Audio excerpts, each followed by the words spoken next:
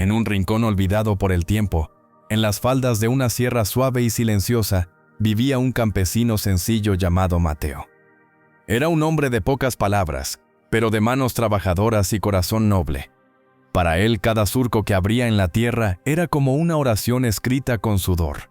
Cada amanecer, antes de tocar la tierra, levantaba su mirada al cielo y decía: «Gracias, Dios, por un día más. Señor, dame fuerza para sembrar esperanza».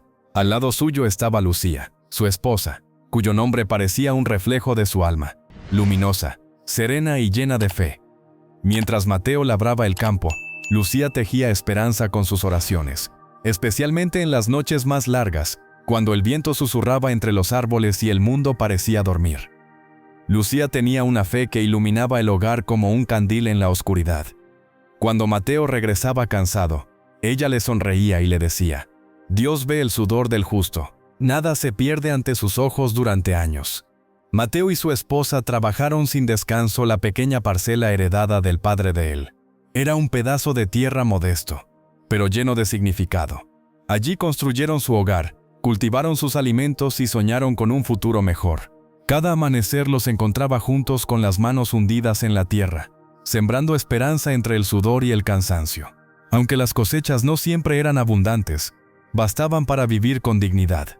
Sin embargo, la vida les tenía preparada una dura prueba. Un día, la madre de Mateo cayó gravemente enferma. Al principio pensaron que era una dolencia pasajera, pero con el tiempo su salud se deterioró hasta el punto de no poder levantarse de la cama. Los médicos del pueblo fueron claros. Solo un tratamiento costoso, lejos de allí, podría salvarla. Mateo sintió como el mundo se le venía encima. No tenía ahorros ni animales que vender, ni otra fuente de ingresos. Solo aquella pequeña parcela, fruto de años de trabajo, era su única posesión de valor. Sin pensarlo dos veces, tomó una decisión que partió su corazón en dos. Vendió la tierra, aquella tierra que había sido el esfuerzo de su vida y el escenario de sus sueños. Cuando su esposa le preguntó si estaba seguro, él respondió con una calma que ocultaba el dolor más profundo: «La tierra se recupera, pero una madre no». En ese momento, Mateo comprendió que algunas decisiones duelen más que cualquier pérdida material, pero también revelan el verdadero tamaño del amor y la nobleza del alma. Su madre se recuperó, y aunque la recuperación llenó a Mateo de alivio, en su interior sentía un vacío imposible de ocultar. Había salvado una vida, sí, pero a cambio perdió la tierra que representaba todo lo que había construido junto a su esposa. Con el poco dinero que le quedó, intentó buscar un nuevo terreno, pero pronto comprendió que no alcanzaba para comprar ni una parcela fértil.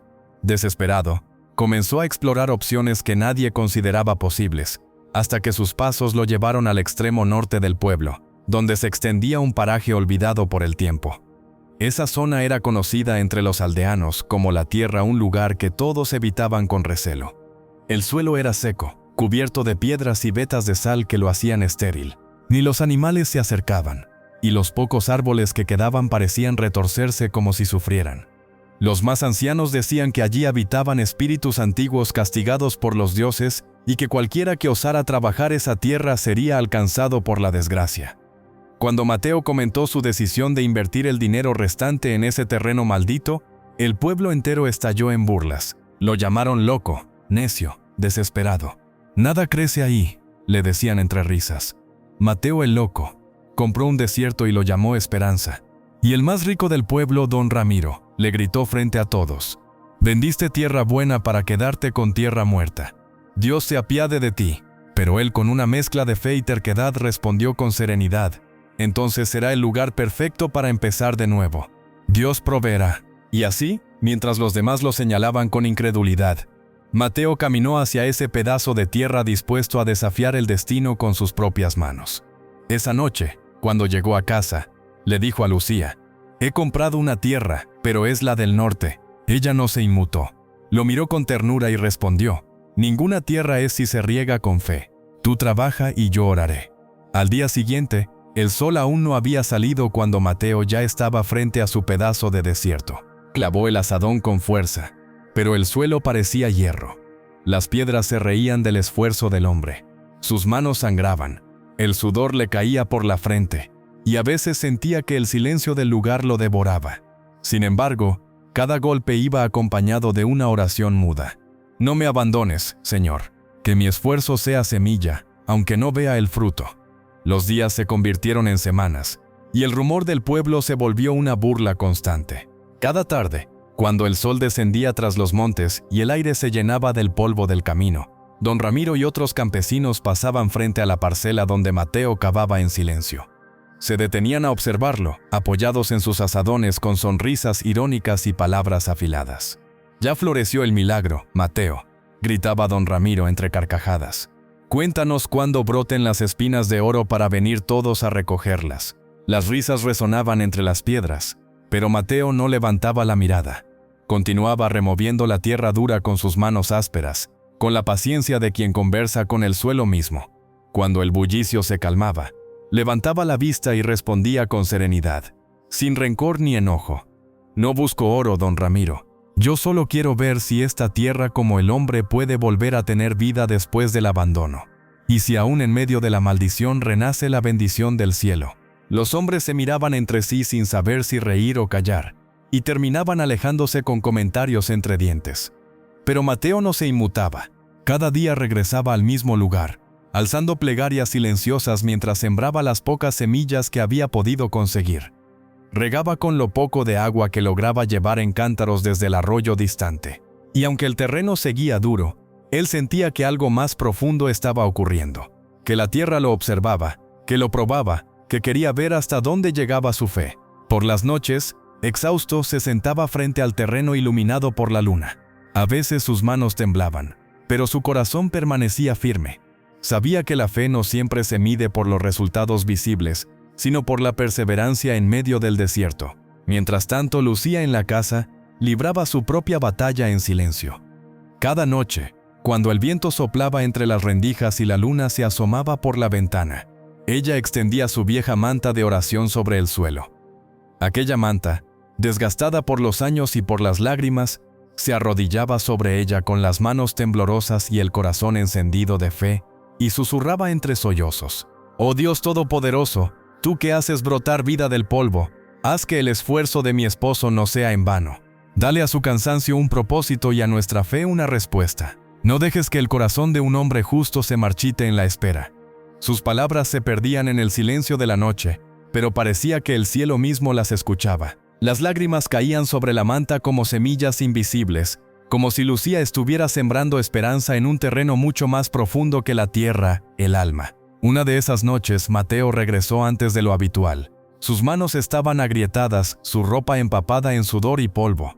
Al llegar, vio a Lucía de rodillas orando en voz baja, con una fe tan pura que lo conmovió hasta los huesos. Se quedó observándola sin hacer ruido, sintiendo que aquella mujer era más fuerte que cualquier tierra fértil o estéril. Entonces se acercó, se arrodilló a su lado y con la voz quebrada se unió a su oración. «Señor», dijo Mateo con los ojos cerrados, «tú sabes que mis manos no temen al trabajo, pero el corazón a veces se cansa. Si es tu voluntad que esta tierra siga seca, que sea. Pero si aún hay vida escondida bajo esta sal, muéstranos el camino para encontrarla. Y si no es en la tierra, que florezca al menos dentro de nosotros». Lucía tomó su mano con fuerza, y por un instante ambos guardaron silencio. No había respuestas, ni señales, ni milagros visibles, pero en ese momento sintieron una paz profunda, como si una voz invisible les dijera que su fe no estaba siendo ignorada. Pasaron los meses, y el sol seguía cayendo implacable sobre aquella extensión de tierra muerta. No brotó ni una hoja, ni un tallo, ni una señal mínima de esperanza. Día tras día, Mateo veía cómo sus manos se volvían más duras y su espíritu más frágil. Cada amanecer era una lucha entre la fe y el cansancio, entre la voz de su corazón y los murmullos del pueblo que aún se burlaban a lo lejos. Una noche, al regresar del campo, sus pasos eran lentos, su mirada vacía. Se dejó caer en la puerta de la casa con el rostro cubierto de polvo y los ojos apagados. Lucía, al verlo así, sintió un nudo en el alma. Él la miró con un cansancio que no era solo físico, sino del alma. Ese cansancio que llega cuando uno da todo y aún así no ve fruto. Lucía murmuró con la voz quebrada: «Nos ha vencido esta tierra. He trabajado cada día, he rogado al cielo, he dado todo lo que soy, pero nada florece». Tal vez todos tenían razón. Esta tierra está... Por un instante el silencio llenó la habitación. Lucía se acercó despacio con esa calma que solo tienen las mujeres que aman de verdad. Se arrodilló frente a él y sin decir palabra puso su mano sobre su pecho, justo donde el corazón latía débilmente. Mateo susurró con ternura y firmeza: «Nadie es vencido mientras cree. Tú sembraste con tus manos, sí, pero el fruto de esa siembra no depende de la tierra, sino del cielo». Mateo la miró y en sus ojos encontró algo que ni la tierra dura había podido marchitar: fe. Lucía continuó con lágrimas brillando bajo la tenue luz del fuego. «Hoy sembraste con tus manos, mañana yo sembraré con mis lágrimas. Porque a veces el agua que despierta la vida no cae del cielo, cae del alma». Ella lo abrazó con fuerza, y por un instante el peso del fracaso pareció desvanecerse. Mateo sintió que aunque la tierra siguiera seca, salada y dura como el hierro, algo estaba germinando dentro de ellos. Una esperanza silenciosa, profunda, invisible pero viva. Esa noche Lucía no durmió, oró hasta el amanecer. En medio del silencio tuvo un sueño. Un anciano con un bastón de luz le dijo: «Dile a Mateo que golpee la roca que tiene forma de toro en el centro del campo. Allí duerme el alivio». A la mañana, al despertar, Lucía le contó lo sucedido. Mateo dudó, pero al ver la fe de su esposa, tomó su azadón y fue. El sol comenzaba a teñir el horizonte con tonos dorados y cálidos. Cuando Mateo salió una vez más hacia su campo, el aire era seco, pero esa mañana había algo distinto, una quietud extraña, como si la tierra esperara algo. Caminó lentamente hasta el centro del terreno, donde una gran roca se alzaba, inmóvil e imponente. Tenía una forma curiosa, semejante a un toro recostado, y parecía observarlo desde hacía meses, como un guardián silencioso de su desdicha. Mateo ya había intentado moverla antes, en vano. Aquella piedra se había convertido en el símbolo de su fracaso. Se plantó frente a ella, sintiendo el peso de los días sin fruto, las burlas del pueblo, el cansancio acumulado. Cerró los ojos y con el alma desgarrada murmuró para sí mismo: «Esta es mi última oportunidad. En el nombre de Dios Todopoderoso golpeo esta roca». Tomó el azadón con ambas manos, respiró hondo y con todas las fuerzas que le quedaban, fuerzas nacidas más del corazón que del cuerpo. Levantó el azadón y lo dejó caer con furia sobre la roca. Entonces el mundo pareció detenerse. Un sonido profundo, como un gemido antiguo, emergió desde las entrañas de la tierra. La roca tembló y ante sus ojos comenzó a resquebrajarse. Una línea luminosa la cruzó de lado a lado hasta que con un estruendo seco se partió en dos. De su interior brotó algo imposible, un manantial de agua pura, tan brillante, que parecía hecha de diamante líquido. El agua danzaba al caer, reflejando la luz del sol como miles de destellos celestiales. Fluía con fuerza, pero con suavidad, extendiéndose sobre la tierra dura y agrietada, donde antes solo había sal y muerte. Ahora la vida despertaba, las grietas se cerraban, el suelo absorbía cada gota como si bebiera esperanza, y en cuestión de segundos pequeños brotes verdes comenzaron a asomar, frágiles, pero llenos de promesa. Mateo cayó de rodillas, incapaz de contener las lágrimas. Sus manos temblaban al tocar aquella agua bendita, fresca, viva. Era como si la tierra, después de todo, no hubiera estado solo, esperaba ser amada con suficiente fe. Corrió hacia el pueblo con el corazón desbordado, gritando con todas sus fuerzas: «El agua brotó agua en mi tierra. El desierto ha vuelto a vivir». Y aquella mañana, por primera vez en generaciones, los aldeanos vieron florecer lo imposible. Los aldeanos, encabezados por don Ramiro, el hombre más rico y orgulloso del pueblo, corrieron al escuchar los gritos de Mateo.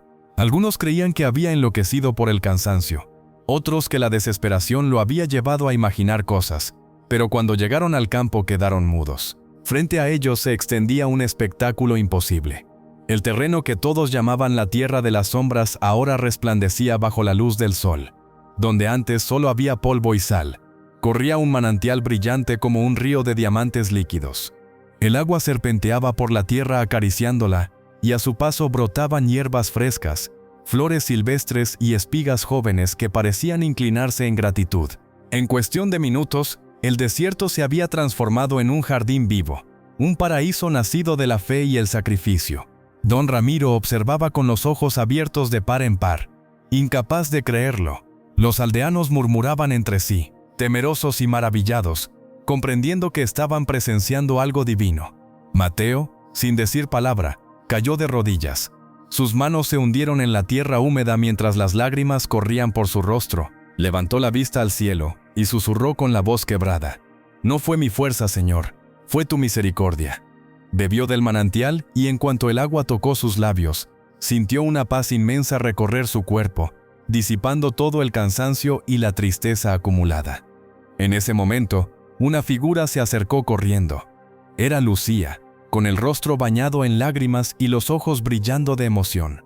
Al ver a su esposo arrodillado junto al manantial, cayó a su lado y lo abrazó con fuerza. Ninguno de los dos habló, no hacía falta. Sabían que aquel milagro no era solo una recompensa, sino la respuesta a cada súplica derramada en las noches, a cada golpe del azadón, a cada lágrima convertida en esperanza. Don Ramiro, en cambio, observaba el manantial con el rostro endurecido por la envidia y el desconcierto. «¿Cómo puede ser?», pensaba con amargura. «¿Cómo logró ese campesino necio recibir tanta bendición?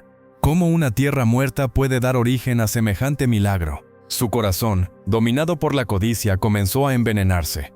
«No es justo», se dijo entre dientes, «esa agua no puede pertenecer solo a él. Esa tierra es comunal, y por lo tanto el agua también debería ser de todos». Al día siguiente, don Ramiro reunió a varios hombres del pueblo, y les dijo con voz firme: «Mateo se ha adueñado de un manantial bendito que debería ser de todos. No es justo que solo él disfrute de esa agua mientras nuestros campos se secan. Debemos tomar una parte para regar nuestras tierras». Juntos fueron a buscar a Mateo y le pidieron permiso para construir canales que llevaran el agua hasta sus cultivos. Mateo, de corazón noble y generoso, no dudó en responder: «Esta es una bendición de Dios, y las bendiciones no se guardan. Tomen lo que necesiten». Los aldeanos construyeron los canales y el agua cristalina comenzó a fluir hacia sus terrenos. Sin embargo, algo misterioso sucedió. En cuanto el agua cruzaba los límites de la tierra de Mateo, perdía su resplandor y se volvía común. Regaba la tierra así, pero sin vida ni fuerza. Lo que antes era milagro fuera de aquel lugar, se transformaba en simple agua. Mientras tanto, la tierra de Mateo seguía transformándose día tras día. Parecía que la verdadera bendición no estaba ni en el agua ni en el suelo, sino en él mismo. Sus campos comenzaron a florecer de una manera que nadie podía explicar. El trigo crecía alto y dorado, con espigas llenas y pesadas, y los árboles frutales se cubrían de frutos tan dulces que bastaba probar uno para creer en los milagros. Su terreno se volvió un pequeño paraíso en medio de la sequía, y pronto llegaron personas de pueblos lejanos, solo para presenciar con sus propios ojos cómo Dios podía convertir la escasez en abundancia. Mientras tanto, los demás campos del pueblo seguían áridos. El agua que salía del manantial de Mateo apenas mantenía las plantas con vida, pero no traía el mismo poder ni el mismo fruto. Don Ramiro, el campesino más acaudalado del pueblo, observaba con rabia contenida la prosperidad de Mateo. No lograba comprender cómo aquel hombre humilde había conseguido tal bendición. Su mente, llena de orgullo y codicia, se negaba a aceptar que el secreto estuviera en la fe de Mateo o en las oraciones constantes de Lucía. Pamplina se decía con desprecio: «El poder debe estar en la tierra. Si tomo un poco de ese suelo bendito, mis campos darán el mismo fruto». Una noche sin luna, guiado por la envidia, don Ramiro llevó a sus peones al terreno de Mateo. Cavaron en la parte más fértil y robaron varios sacos de aquella tierra oscura y viva. Luego la esparcieron en sus propios cultivos, soñando con despertar al amanecer y ver brotar espigas doradas. Al día siguiente, Mateo llegó a su campo y encontró un gran hueco donde antes florecía su cosecha. No se lamentó por la tierra robada, sino por la ceguera del corazón de quien había cometido tal acto. Levantó su mirada al cielo y murmuró con serenidad: «Dios es suficiente para mí y Él protege a los suyos, que ilumine y sane los corazones dominados por la envidia». Después tomó su herramienta y comenzó a trabajar de nuevo sin rencor. Mientras tanto, don Ramiro se levantó lleno de expectativas, pero al llegar a su terreno, el corazón se le encogió, donde había depositado la tierra robada. Todo se había convertido en ceniza. Los cultivos se marchitaron, la tierra se agrietó y el olor a quemado lo envolvió todo. La supuesta bendición se había vuelto una maldición. Se arrodilló cubierto de polvo y gritó de impotencia al darse cuenta del error que había cometido. La noticia llegó a oídos de Mateo, quien no sintió orgullo ni venganza, sino compasión. Llevó consigo una jarra del agua brillante de su manantial y caminó hasta el campo arrasado. Encontró a don Ramiro llorando entre los restos de sus cultivos. «Levántate, hermano», le dijo con voz firme pero bondadosa. «La bendición no está en la tierra ni en el agua, sino en el corazón que confía y agradece a Dios. Tú tenías buena tierra, pero tu alma estaba seca. Yo tenía un campo muerto, pero una esposa con un corazón lleno de fe. Me envidiaste por lo que poseía y olvidaste agradecer lo que ya tenías». Entonces Mateo derramó un poco del agua sobre la tierra de don Ramiro, y ante los ojos de todos una pequeña planta verde emergió. Era el símbolo del perdón, de la esperanza y de la misericordia que nunca se apaga. Don Ramiro, con lágrimas sinceras, pidió perdón y cambió su vida. Desde ese día trabajó con humildad y aprendió de Mateo el valor de la paciencia y la fe. Dios siguió bendiciendo la tierra de Mateo y Lucía, y ellos compartieron su abundancia con todo el pueblo. Su historia se volvió una enseñanza eterna, que el trabajo con las manos y la fe en el corazón son las verdaderas semillas de cualquier paraíso en la tierra. Amigo, me alegro mucho que hayas llegado al final de este video. No olvides suscribirte para más historias y recuerda que hay más historias en tu pantalla. Muchas gracias. Nos vemos en el próximo video.